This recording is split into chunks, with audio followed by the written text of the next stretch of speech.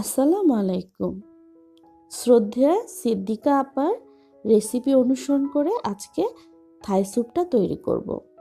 ওনার হাতের এই থাই স্যুপটা আমি কয়েকবার তৈরি করে খেয়েছি, একদম পারফেক্ট রেস্টুরেন্ট স্টাইলেই হয়ে থাকে।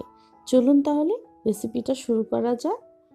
এখানে আমি সবগুলো জিনিস নিয়ে নিয়েছি এবং এই জিনিসগুলি দিয়ে এখন থাই স্যুপটা করে নেব এবং খুব সহজে আপা দেখিয়েছেন। এখানে একটি পাত্র নিয়ে নিলাম। সেই পাত্রতে এখন আমি চিংড়ি মাছ টুকরো করে নিলাম প্রায় হাফ কাপের মতো, আর মুরগির বুকের মাংস নিয়ে নিলাম হাফ কাপের মতো। তার সাথে দিয়ে দেব বেশ কিছু কাঁচামরিচের ফালি আর এক দুইটা থাই পাতা টুকরো করে। তারপর দিয়ে দিব হাফ চামচের মতো লবণ, হাফ চামচের মতো গোলমরিচের গুঁড়া, হাফ চামচের মতো চিনি আর হাফ চামচের চেয়ে একটু কম টেস্টিং সল্ট। আপা এখানে টেস্টিং সল্ট ইউজ করেছে, আপনারা চাইলে কেউ স্কিপ করতে পারেন।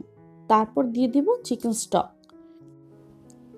আমি এখানে হাফ লিটারের মতো চিকেন স্টক নিয়েছি। চিকেন স্টকের একটা সুন্দর রেসিপি আমার চ্যানেলে আছে, আপনারা চাইলে সেখান থেকেও দেখে নিতে পারেন। তারপর দিয়ে দিব 2 চামচ কর্নফ্লাওয়ার পানিতে গোলানো।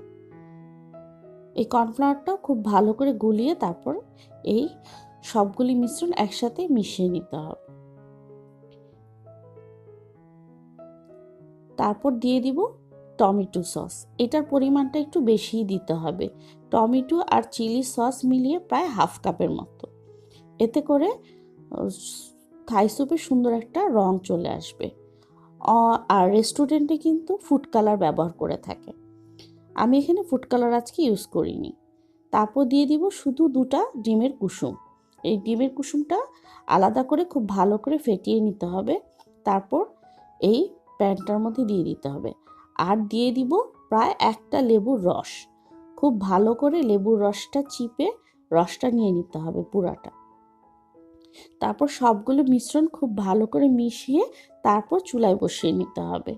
তারপর চুলায় বসিয়ে অনবরত নাড়তে হবে, না হলে কিন্তু কর্নফ্লাওয়ারের গোলা একদম শক্ত শক্ত হয়ে যাবে। তাই সবগুলো মিশ্রণ একসাথে দিয়ে খুব ভালো করে নেড়েচেড়ে এই স্যুপটা রান্না করতে হবে যতক্ষণ পর্যন্ত না বাবল উঠে স্যুপটা হয়ে আসে। এই তো আমার স্যুপটা কিন্তু প্রায় হয়ে আসছে।